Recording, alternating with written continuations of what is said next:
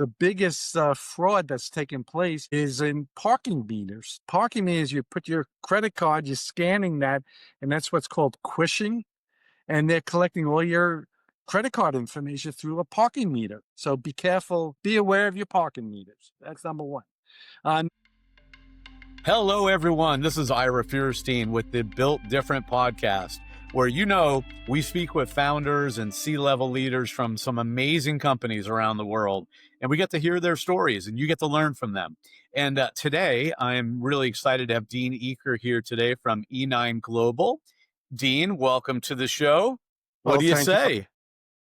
I'm glad to have you. Let's get right into it. So I always love to start with our guests on the elevator pitch of what E9 Global does. So distill it down for our viewers. Yeah, I mean, the elevator pitch is we're taking authenticity. It's anti-counterfeiting software that's been developed over 40 years and integrating it into a very unique marketing technology platform for engagement. And we're transitioning from the standard QR codes, which people are now really the behavioral sciences behind it. People scan. Well, that could be hacked.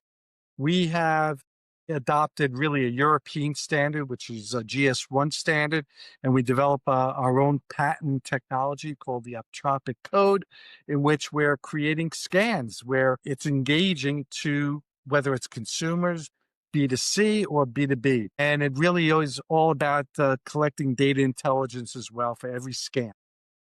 That's incredible. So give me and the viewers an example of like how that might be used in like real life. Yeah, Everyone gets QR codes. right. Even old people are using QR codes now, right? Which is great. But give me like a real world example. I'd love to hear Sure. that. Sure. One example of the regular QR code that your people should be aware of is that the biggest fraud that's taken place is in parking meters. Parking meters, you put your credit card, you're scanning that, and that's what's called quishing. And they're collecting all your credit card information through a parking meter. So be careful, be aware of your parking meters. That's number one.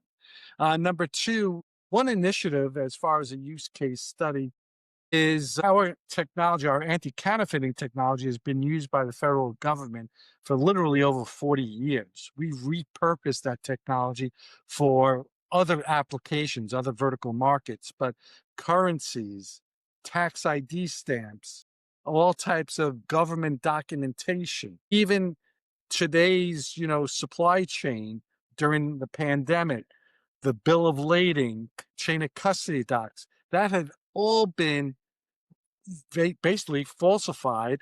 Now and back then, just rewind 5 years ago, they used Adobe Photoshop. Today, 5 years later, they're using AI. So it's very easy to just, when your manufacturing comes off the assembly line or manufacturing line, it's the documentation from point A to point Z, which has really been counterfeit.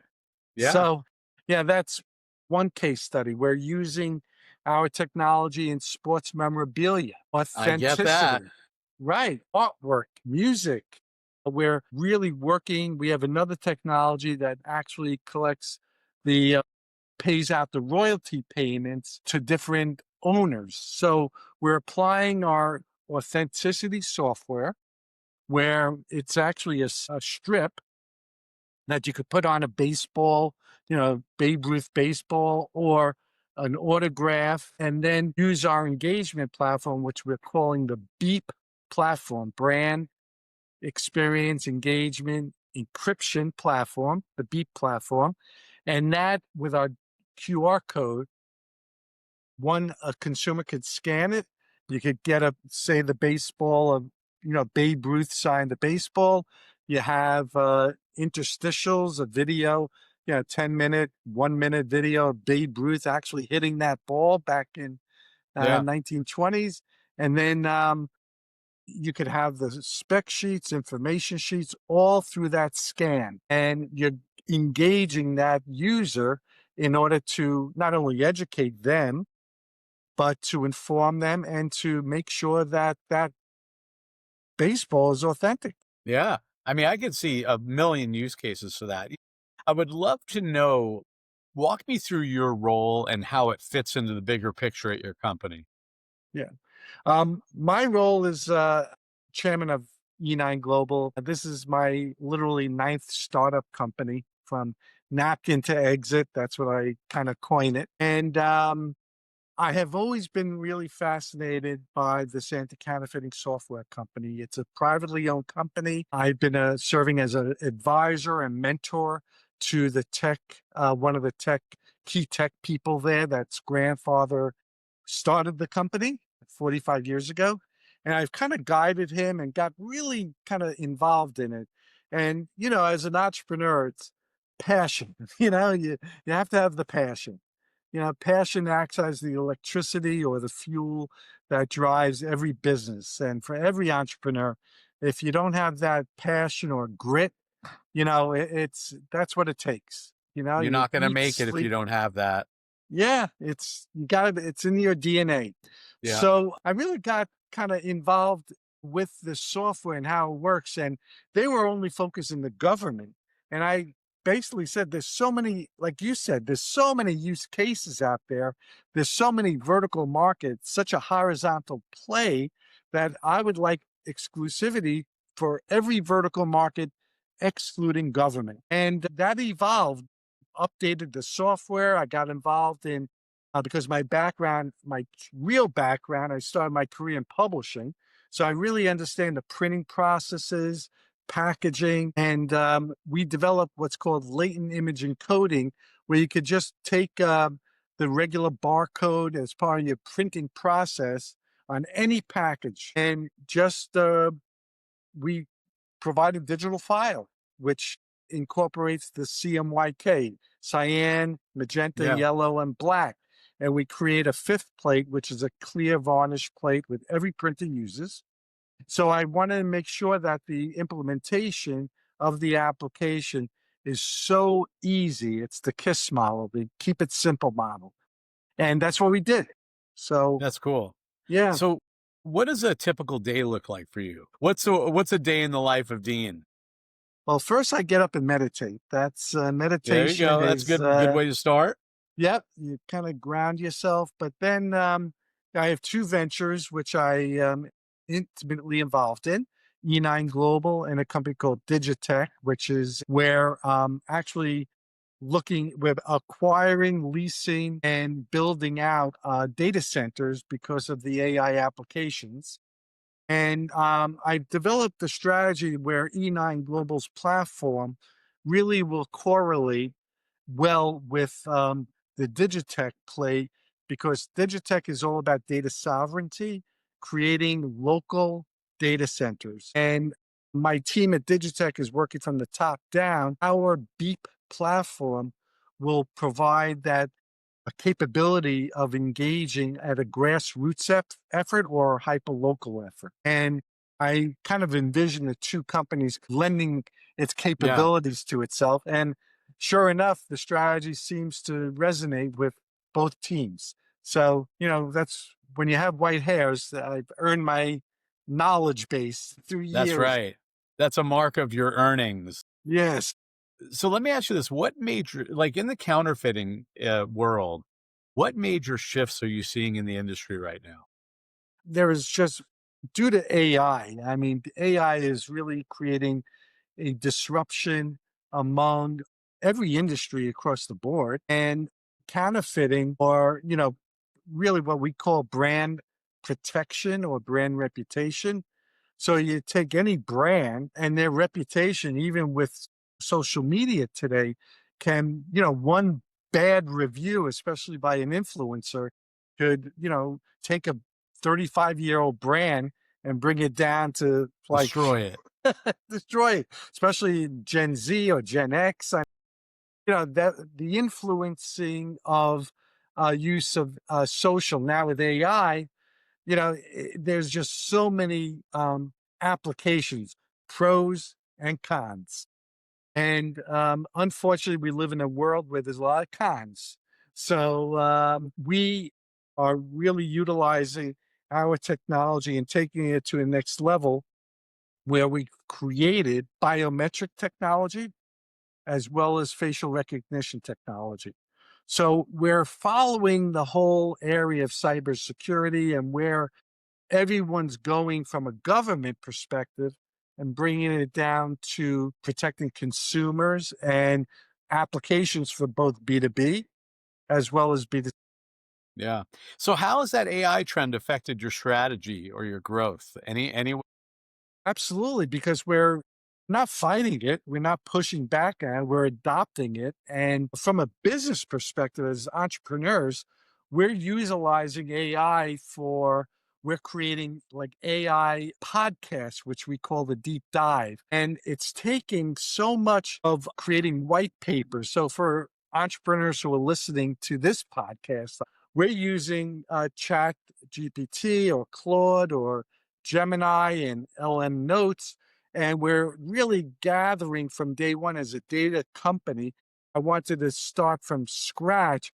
Every morsel of information that we put out, from a white paper to emails, we started placing into our LM notebook.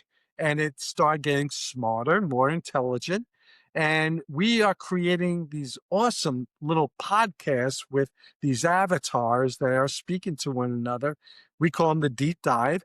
And it really does a deep dive on the client side as well as what our value proposition is for E9 Global and our Beep platform. So, entrepreneurs who are listening, it's such a great tool. And as far as the industry goes, AI is creating, you know, chain of custody docs, they're creating falsified documentations. Big brands or luxury brand industry is a perfect application for that.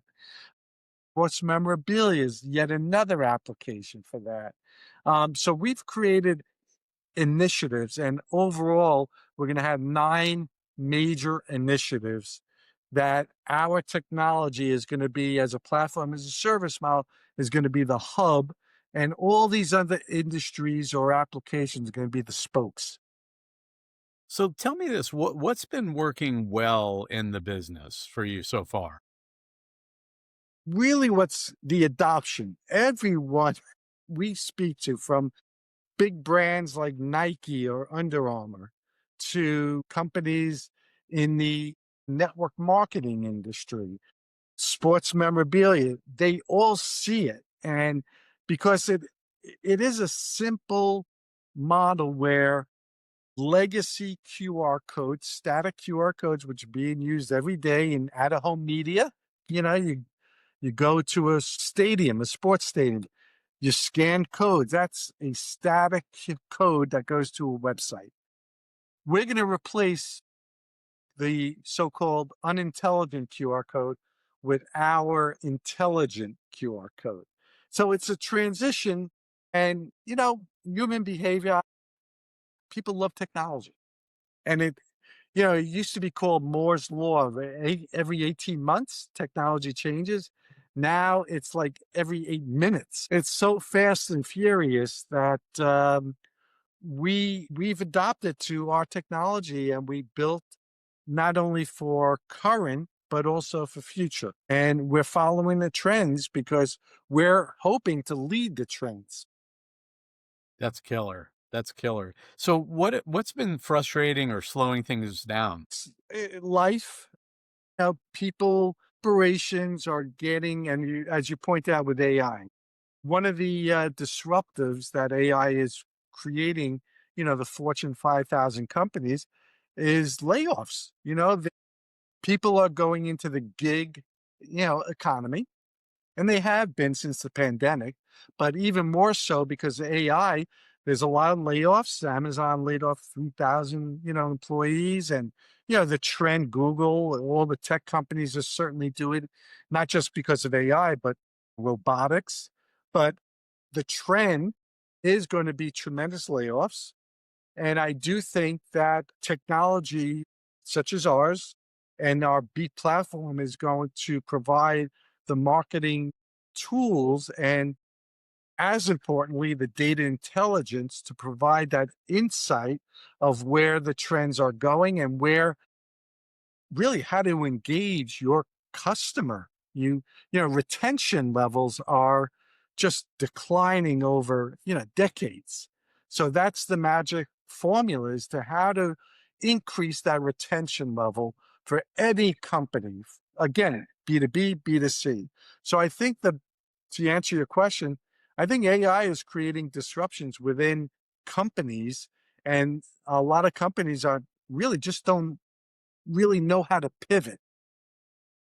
Are there any particular metrics you're watching most closely as you try to grow the business? Absolutely. We look at the baseline of where you are today, the change of impact that our technology could bring to whether it's a product or your company in general. We have we are a data intelligence company, so we're really looking at the metrics. We're looking at the human personas, which customers are so-called grokking the capabilities or the applications, which demographic is it Gen Z, Gen X, baby boomer. So we are living in a data-centric environment. We are and have been, since programmatic advertising started with Google in their search, created the ad tech industry. We are living in a world of metrics. Yeah. Yeah, makes sense. Yeah. So, thinking ahead a little bit, where would you want to see the business, let's say 6 or 12 months from now? 12 months from now, we do have a roadmap, and we see each initiative by itself really starting to scale. And we're really, in all these initiatives, again, sports memorabilia, network marketing, we're entering with brand companies, which are very exciting because it is that brand reputation Yeah. and watching those metrics and that engagement take place with again the demographics of the Gen Z, Gen X's, etc. And the each area in itself is very exciting. So I'd love to see in 12 months each of these initiatives starting to scale and proven case studies. For example, we have a case study that we started with Lufthansa Airlines back 18 months ago. And they became a really, talking about engagement, they were engaged. And they're working directly with our dev team out of Cologne, Germany. And my dev partner, Michael Buck and his company has been really working with Lufthansa. And they went from a concept to an MVP. And as of 2 months ago, they implemented it into Frankfurt Airport, in which Wow. getting 150,000 passengers on average a day. And it was so successful there in the last 60 days, they just are adopting the technology into Munich Airport, which is a smaller airport, but watching the adoption, watching it kind of nurture itself over the last 15 months has been really just gratifying. Much gratitude because it works. It works. Yeah. Yeah, absolutely. If you could fix one thing that's holding you back or slowing you down, what would it be? Like any other startup or early stage company, it's funding. Fortunately, we have been self funded on purpose. I really recommend to listeners from an entrepreneurial perspective, if you get past the MVP, if you could get a paid case study in place, go from pre-revenue to post-revenue, your multiples, your valuation will increase. You have a proven case study that you could provide investors. They will come to you. You know, it's the pull versus the push model. Once you have proven your technology, your go-to-market strategies, your implementation, your team that could actually execute properly, investors will come to you. That's awesome. Before we wrap up, I just want to ask you one last thing. Our audience is filled with founders and leaders. They're building every day, they're in the trenches, they're going through all the heartache, the blood, sweat, and tears. And we know in entrepreneurship, there's a lot of blood, sweat, and tears. What is one tip that's helped you grow your business? Something real that someone can put into practice like this week? I would say, without really meditating on it, the use of AI tools. there is just such an advantage of internally using AI tools. And to your point, Ira, I think the takeaway is getting that case study. Yes. Easier said than done, but really working with a relationship, a client who you identify their pain points and you come in with the solution. And that creates that win win. And I Yeah. think that's the takeaway. Yeah, I love that. I absolutely love that. I think a lot of people who are entrepreneurs of companies do not think about the power of case studies. I think honestly, entrepreneurs, especially at the beginning, should be looking for a case study on every deal. Yep. Every, yep, It's that social proof. it is. It is. And as you said, the entrepreneurs and the founders out there, we all have our arrows in our back. And I've learned through the fact, through my experience over 35 plus years, I've always had taken my companies from pre-revenue to post-revenue, self-funding. It's painful. It's no matter what age, I'm still in self-funding the company. It's painful, especially if you're married, the kids. It's all the effects. But to your point, not only does the case study prove to the external world, but it proves internally as well. You gain so much knowledge. It goes to the saying, you don't know what you don't know. And every case study, you just don't know what you don't know. 100%. 100%. That was very solid. Thank you for sharing that. I think that's going to be very helpful for people watching this. Before we finish up here, I just want to let everyone know that if you enjoyed the conversation, make sure you like the video, subscribe, share it. We have more conversations with amazing leaders coming your way. I think we got like 15 of these lined up over the next couple of weeks. Dean, thanks again for joining me today. Thank you, Ira. Yeah, You, my friend, are awesome. yeah, thank you. Thank you. You're awesome. Like I said, easy to talk to, which is great. Yeah. Now, for everyone watching, I want you to get out of here. And you know what I'm going to tell you, go build something great. And that was great. And we're out of here, I guess. But thanks for joining, everyone. Enjoy your day, and I hope you enjoyed Dean. I did, certainly. Yep. Thanks for joining. Thank you.